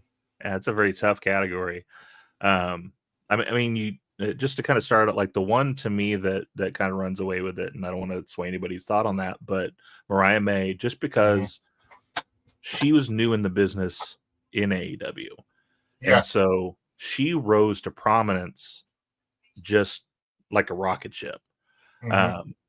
Joe Hendry, I've been watching him since WCPW back in the day when Walt Culture had their little organization up there. So he's been doing the same gimmick. He's been the same wrestler the entire time. What got him to rise to prominence is he finally got on a place that had a show. And so they can actually show him off. Similar with Jacob Fatu. Yeah, Jacob Fatu, like, he was a star when he walked in the door. So I can't really necessarily say like rising star, because he walked in and he already he was a star the moment he walked in. People were already banding for him to be there. And then even just like the next week or two later, when they had the in-ring with Jay and them, and Jay's like, there's a reason we never called this guy. There's a reason we never brought him in, because he's crazy, he's an animal. And so, like, he already built him up the moment that they had him there. It's like Jeff Cobb showing up here recently. You're right. Yeah. Jeff Cobb showed up. He's already a star. Like, he's not rising. He's there. Exactly. Kyle Fletcher to me is a little bit of a different story, and that's just because like Kyle Fletcher has been that perennial babyface-ish sidekick. Mm-hmm. And so he has stepped out on his own with this new Yes. character. And aside from recent issues, which we won't get into, Right. very crisp, very good in the ring. Like he has put himself on par with Osprey as far Yes. as like how good he is. Who's the one I'm missing? And Stephanie Vacquier. Stephanie Vacquier. To me, she's very much in the same vein as like the Jeff or the Jacob Fatu and Joe Hendry. She was already a star. A lot of people didn't know her because she was down wrestling in CMLL and AAA, and not a lot of people in the States watch that stuff. But she was already a star. But her rise in NXT was very, very, very hot shot. So I mean, she got there and bam, titles on her. She's running with it. And again, aside from recent questionable decisions that we've made, she was like the rising star of that promotion. So very hard to say who's who on that one. No, you're right. It's going to be another close one. All right. Moving on, we've got the storyline of the year. Let's check that out.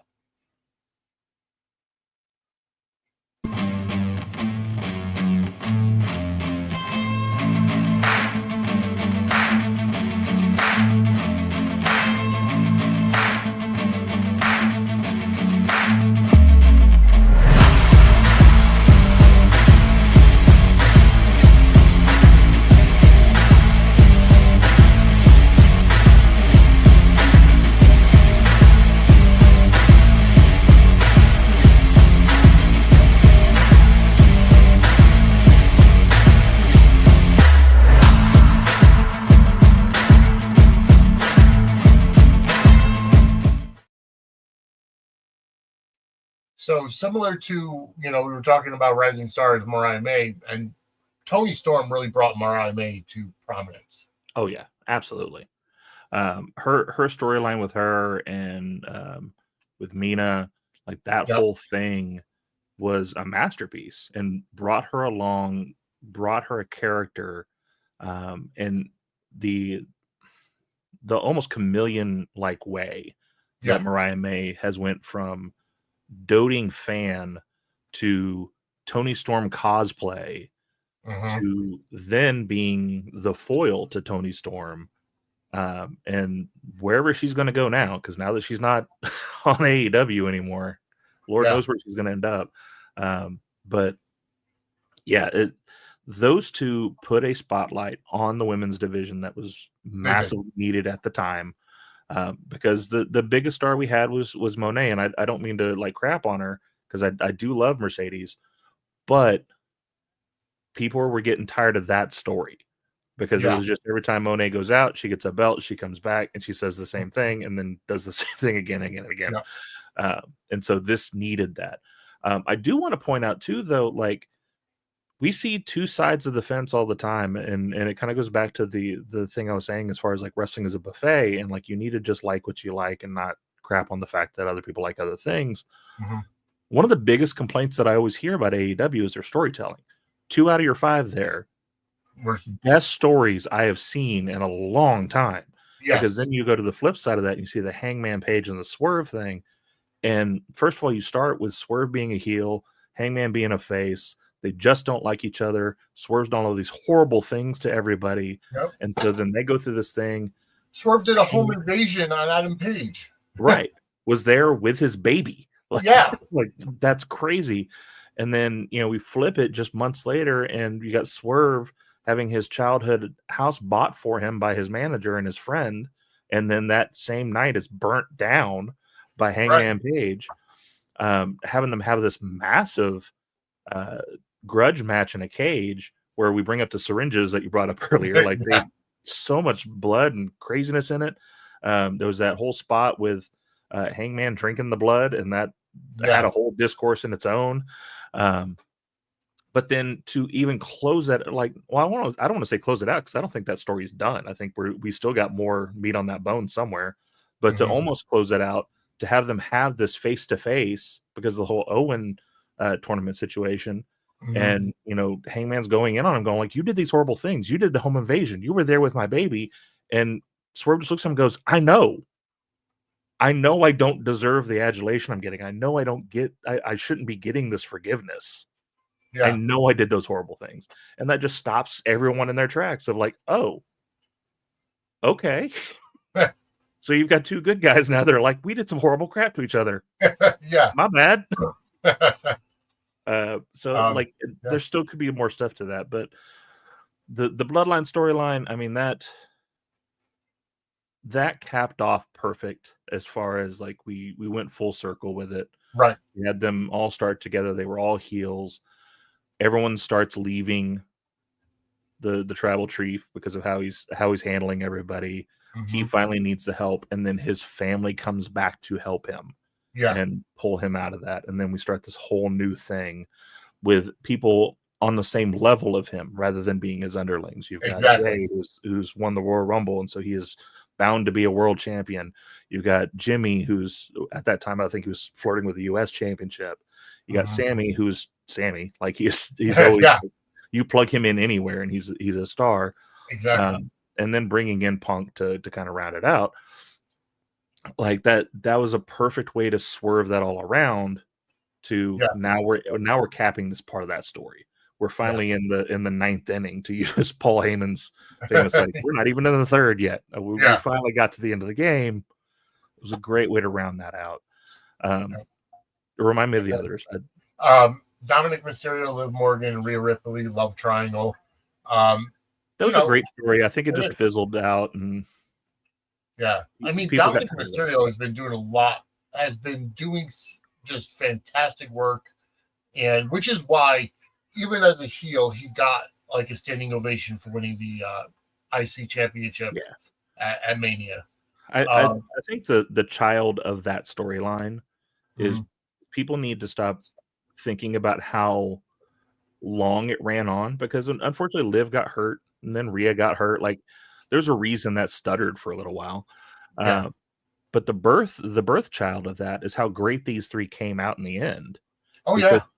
Dominic Mysterio, who is one of the better heels in the business right now, and I would almost say he's almost at that swerve point we talked about of like fans are really getting behind him, so eventually he's going to just organically turn. Liv's been doing her best work. She hasn't been in the best spot, but that's not her. That's not her doing. And then Rhea became like that dominant person. And you can almost tell like how big someone gets by that moment. Rock had it, Stone Cold had it, Cody had it, where at some point you're too big and people start to hate you because like, all right, you're dominating everybody.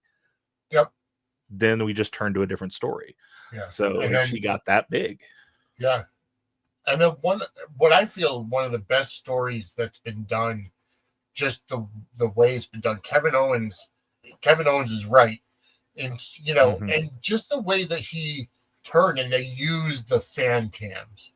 They had him attack Cody in the parking lot, attack Randy in the parking lot, and then coming out just wearing shirts portraying their fathers, during the whole run.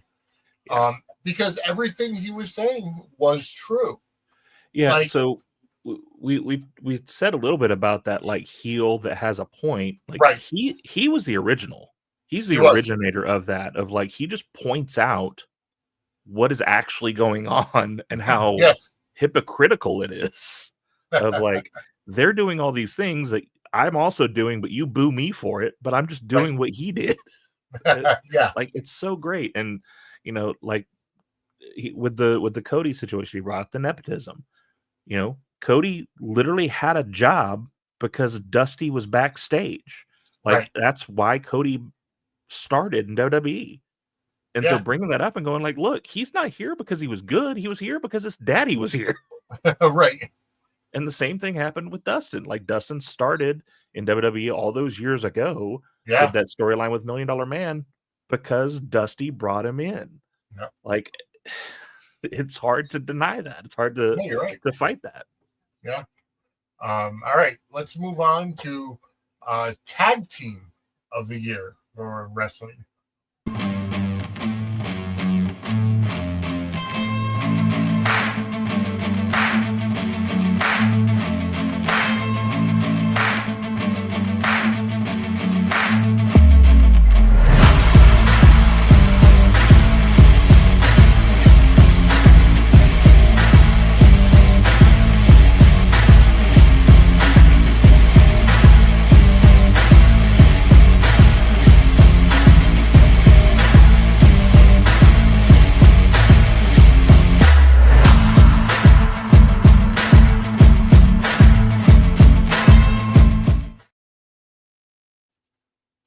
So again, we got 5 solid choices there for Tag Team of the Year.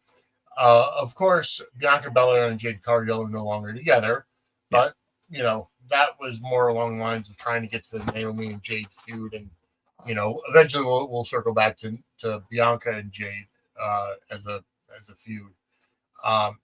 But I gotta say when I was when the name was brought up, Fraxium being one of the top tag teams this year. If you look at just how it was formed, and they were, what's the word I'm looking of? They were just apprehensive about teaming together, and they didn't want to at first. Mhm. But then they've grown into a complementary tag team. Absolutely. For just clarification on my thoughts on this, Yeah. when was the starting and end date here? Like what? So- what are we talking In terms of the judging period, it was from Raw after WrestleMania 40 to the end of WrestleMania 41.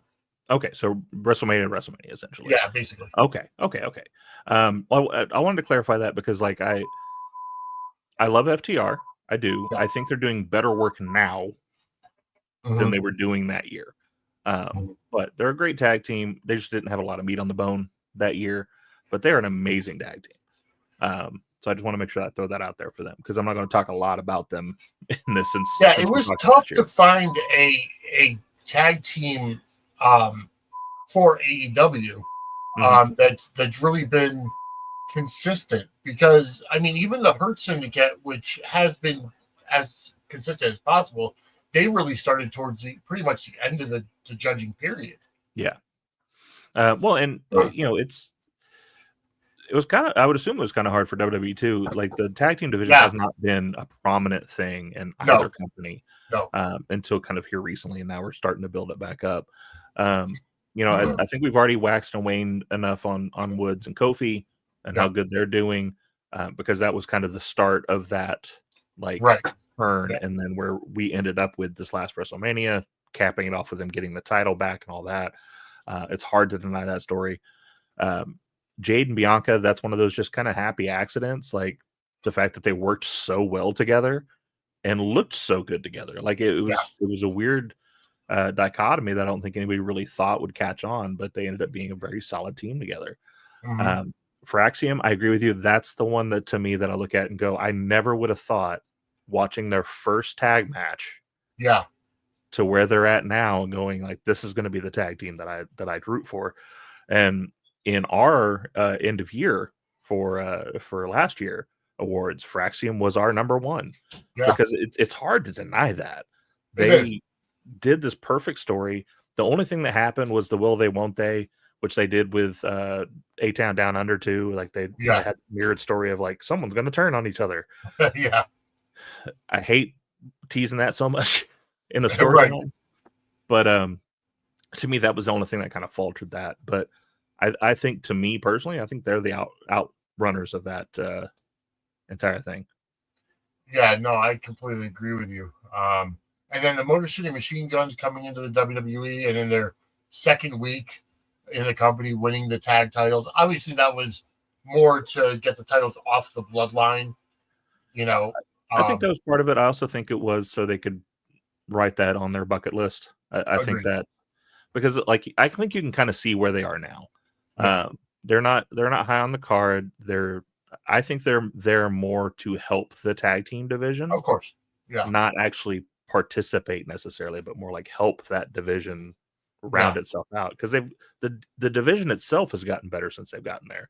But they came in, they won the titles, they lost the titles, and then have just kind of been there since. Yeah. But I think that's more what it was of like they've never been in WWE, they've never held a WWE title. Let's give them that title. Let's get that done. Yeah. Now let's get to work. Yeah. And then last but certainly not least, the last wrestling category that we'll go over tonight is Superstar of the Year.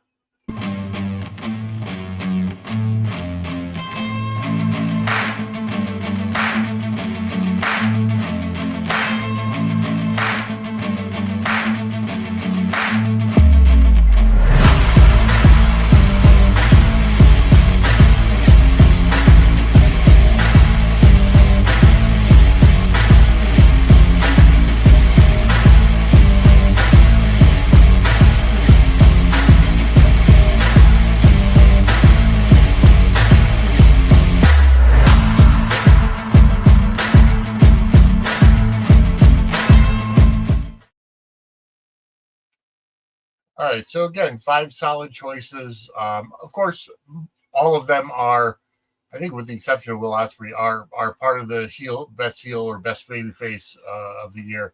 But you can't deny Ospreay's talent. No, not at all.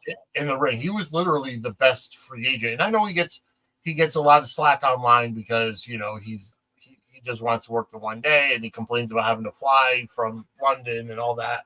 But he's probably the absolute, one of the best wrestlers in the world at this point. Absolutely. Kenny Omega is kind of in the down spiral of his career, and I don't say that to say anything bad about Kenny. Kenny at one point was the greatest in the world, but I do think Ospreay's kind of taken that title at this point of he is the best all around wrestler, and I agree with it. Like, I don't understand the flack. He didn't want to move to America officially. He didn't want to move his family. Like, I get all that. I don't understand what that hate is about, of like, he wants to be able to just come down here, do the taping, and then go back. Like, he wants to do that, not run the house shows and all that all the time. Like, I get it. Plus, again, he's been in it for a long time too. He's a little long in the tooth, and we're going to probably see him in the next 5 years or so probably start to wind it down a little bit. You've even already seen his style wind down a little bit, unless it's a big deal match like him and Fletcher or something like that. He goes all in on, no pun intended. It is hard to say, though, when you got that grouping of people, that Cody is not the superstar of the year. Like, he was the center point of every show, every episode on both shows. We've got a split roster, but he still showed up Monday and Friday every single time.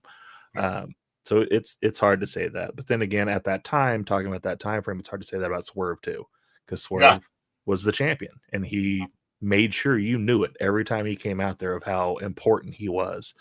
And having something, not necessarily from him, but his music caused the catalyst for it. His music causing the dance to now that being a sensation. Like, you think back to Fandango and how that just kind of became a thing. Something that gets thrown into pop culture like that, it's hard to deny how important that person is or how good that person is. So to me, those two kind of the ones that are A1, AB on this. Joe Hendry, though, like, if we were talking about him being on a bigger stage, nothing against TNA, but just, they have that weird slot of a TV that they're in. You don't get to see them very often. Hopefully this deal that they're doing with WWE helps them get out of that. I mean, you've seen the cuts lately of like no more blood and no more throat slats and stuff like that. Almost like they're leading towards a possible brand deal to go to a actual network. Hopefully that works out for them, because I think next year, whole different conversation with Joe Hendry, because first of all, next year he'll probably be in the WWE. Correct. Yeah. But TNA will probably also be on a bigger stage, and so people in that arena we can start hearing about more often in these conversations. But the fact that he was able to break out of it and go into NXT and go on to WrestleMania, that means that him being in contention for this award completely justified. Oh yeah. And then we talked earlier about Drew McIntyre having the run of his career, finally getting it. Just the fact as a heel, like we said, utilizing the social media posts in the middle of the match. Like, I think it's his brother that he has his phone, and he takes a picture, bored at work or whatever, just entertaining as hell. And, again, a justifiable heel, coming off the fact that his championship run was during a time where they couldn't have fans. So nobody could see it in person. He has a legitimate gripe. And then, a 3-minute run, a 3-minute title holder at WrestleMania last year. Just because of Punk. Yeah, exactly. Just fantastic on every single level. Yeah. So, folks, those are your nominees in the rest of the categories, and overall the Sudsy nominees this year. I want to thank Michael for coming on. Mike, where can everybody find you? We are at Kicking Out at 2 on pretty much everything. We have a Discord. We're on Blue Sky. We're on Twitter. We're on YouTube, and we're on Twitch. You'll see us post on X a lot, especially maybe some very cryptic things you've been seeing recently. Yep. Catch those out. We got a big announcement coming up on the 10th. So we'll see where that goes. But yeah, me personally, you can catch me at Horror Wrestling on everything. The show at Kicking Out at 2 on everything. And then my wonderful partner in crime, Tori Henson 76 on Twitter. Perfect. Well, Mike, thanks for coming on. The analysis has been great, and we're going to have you as a presenter for the Sudsy Awards this year. Folks, remember, the voting starts in 2 days on Sunday, the 1st of June. You'll have the entire month to vote. That'll be at suds-media.com/Sudsy voting, but we'll have links all over our socials as well at Suds Media. Check it out, and I want to thank you all for tuning in. 335 people currently watching live, so thank you so much. Hit that like button, hit that subscribe button, and turn on the notifications bell so that anytime wrestling or soap opera content gets posted, you get notified. But I want to thank you all for tuning in. This has been the Suds and Squared Circle Sudsy Awards Nominees Special. We will see you folks Monday for Suds News as well as the Gate Crashers. Have a great night, everybody. Have a great weekend.